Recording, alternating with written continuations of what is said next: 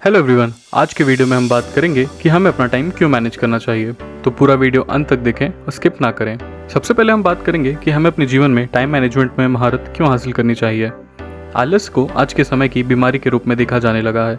बात करें पुराने ज़माने की तो 1970 के दशक में सिर्फ 5% लोग ही खुद को आलसी या टालमटोल करने वाला कहते थे, पर अब ये संख्या बढ़कर 30% हो गई है और हम में से ज़्यादातर लोग को काम टालने की चिंता हमेशा बनी रहती है।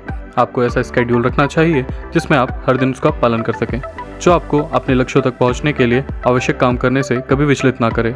एक बार जब आप अपने गोल्स की लिस्ट बना लेते हैं जिन्हें आप हासिल करना चाहते हैं, तो आपको एक डेली रूटीन बनाने के लिए ज़्यादा मदद मिलेगी, जो सीधे आपको अपने लक्ष्य को प्राप्त करने के लिए योगदान करती है।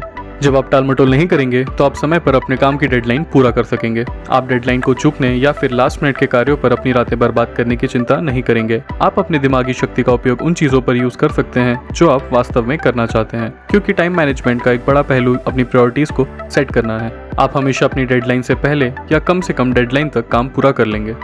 हम बेहतर तरीके से काम करेंगे। कुछ महीनों के लिए आप अपने टाइम को प्रायोरिटी दें और अपना टाइम ट्रैक करें। इससे आपको यह अनुमान लगाने में मदद मिलेगी कि कुछ कार्यों को करने में आपको कितना समय लगता है। सही टाइम मैनेजमेंट की प्रैक्टिस करके आप अनरियलिस्टिक डेडलाइन निर्धारित नहीं करेंगे, जिससे आप पूरा नहीं कर पाते और क्लाइंट्स की एक्सपेक्टेशन को पूरा करने में असफल होते हैं। आप खुद के प्रति अधिक जवाबदार बनेंगे, क्योंकि आप अपने टाइम को सही ढंग से ट्रैक करके और उसको एनालाइज करके जिम्मेदार होंगे। अपने समय को मेजर करना एक एक्स्ट्रा स्टेप है जिससे आप सही अंदाज़ा लगाने के लिए उपयोग कर सकते हैं। यह देखकर कि आपने अपना समय कैसे बिताया है और आप अपने डेली रूटीन को कैसे सुधार सकते हैं। इससे आपको कम स्ट्रेस होगा और आराम के लिए अधिक समय मिलेगा। अपने समय को अधिक स्किलफुल तरीके से उपयोग करें ताकि आप अपनी पसंदीदा चीज़ करने के लिए एक्स्ट्रा आवर्स मिल सकें। एफिशिएंट टाइम मैनेजमेंट टेक्निक को अपने जीवन में लगाने पर आपको एक व्यक्ति के रूप में अपने आप पर फोकस करने और अपनी मेंटल हेल्थ का ख्याल रखने का समय मिलेगा।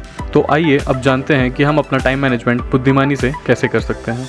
नंबर 1, अपने लक्ष्य मीन्स गोल को जानें। लक्ष्य निर्धारण के लिए निश्चित रूप से सही या गलत रास्ते होते हैं। यदि आप अपने गोल्स को सही तरीके से सेट नहीं करते तो सबसे अधिक संभावना है कि आप अपने गोल से भटक जाएंगे। ये गोल पॉजिटिव बिहेवियर और पॉजिटिव मोरालिटी को ट्रिगर कर सकता है। स्मार्ट गोल्स आपको यह सुनिश्चित करने के लिए एक क्राइटेरिया सेट करने में मदद करेंगे कि आपके गोल कितने रियलिस्टिक हैं और अचीवेबल हैं। नंबर 2, आपको समझना होगा कि आपके पास कितना समय है। सबसे पहले आपको यह तय करना होगा कि आपके पास एक दिन में कितना समय है। खुद के साथ ईमानदार रहें। अपना ईमेल चेक करने या उनका जवाब देने में कितना समय लगाते हैं। आपके 9 to 5 के स्केड्यूल में से कितना समय मीटिंग्स में जाता है। क्या आपको 2 घंटे के ब्रेक की वाकई ज़रूरत है। एक बार जब आप अपनी लिमिट सेट कर लेते हैं तो आप अपने बिजनेस के विभिन्न पहलुओं में आवश्यक काम में समय डिस्ट्रीब्यूशन कर सकते हैं। यह सुनने में आसान लगता है, लेकिन हम में से कई लोग इसको सरल कदम उठाने से नज़रअंदाज करते हैं। नंबर 3, पता लगाएं कि चीज़ों में आपको कितना समय लगता है। कुछ समय के लिए अपना टाइम ट्रैक करने के लिए आपको इसमें मदद मिलेगी, ताकि आप यह निश्चित कर सकते हैं कि आपको अलग अलग एक्टिविटीज़ में कितना टाइम बिताते हैं। फिर आप एनालाइज कर सकते हैं कि आपने अपना ज़्यादातर समय कहाँ व्यतीत किया है, और साथ ही आप यह भी जान सकते हैं कि कौन सी एक्टिविटीज़ में बहुत ज़्यादा समय लगता है या नहीं।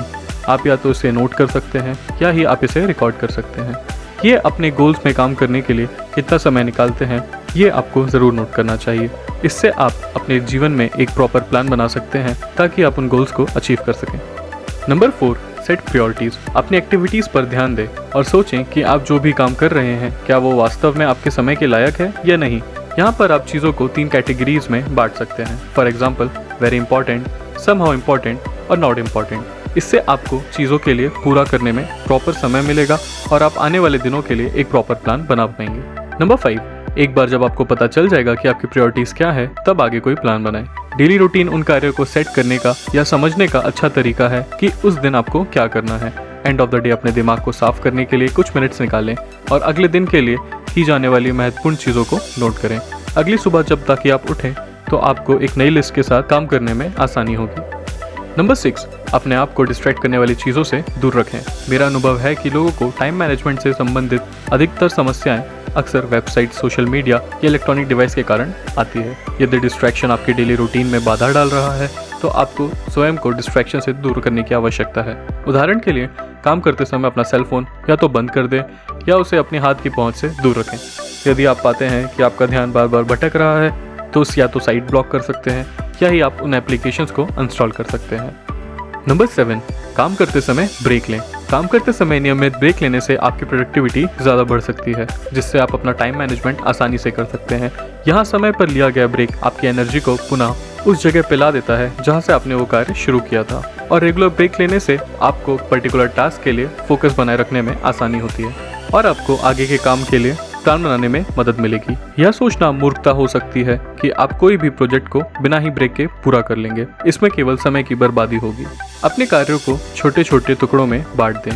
प्रत्येक कार्य या कर्तव्य जिसे आप करना चाहते हैं उसे छोटे छोटे स्टेप की सीरीज में जा सकते हैं।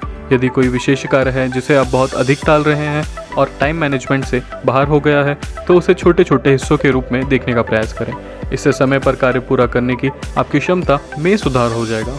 नंबर 9, अपने मोस्ट प्रोडक्टिव टाइम का पता लगाएं। हम सभी दिन में अलग अलग समय में सबसे अधिक प्रोडक्टिव होते हैं। उदाहरण के लिए मैं रात में देर रात तक काम कर सकता हूँ, अक्सर रात में 9 बजे उठकर, या मैं आधी रात तक काम कर सकता हूँ।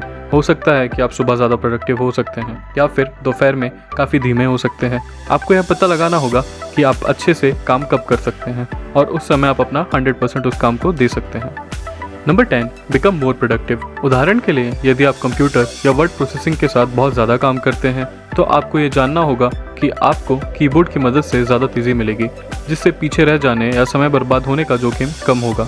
यदि आप विद्यार्थी हैं और आपको अपने टाइम मैनेजमेंट में गड़बड़ महसूस होती है तो अध्ययन के लिए ऐसी विधि अपनाएं जिससे आप अपना समय अधिक तरीके से मैनेज कर पाएंगे।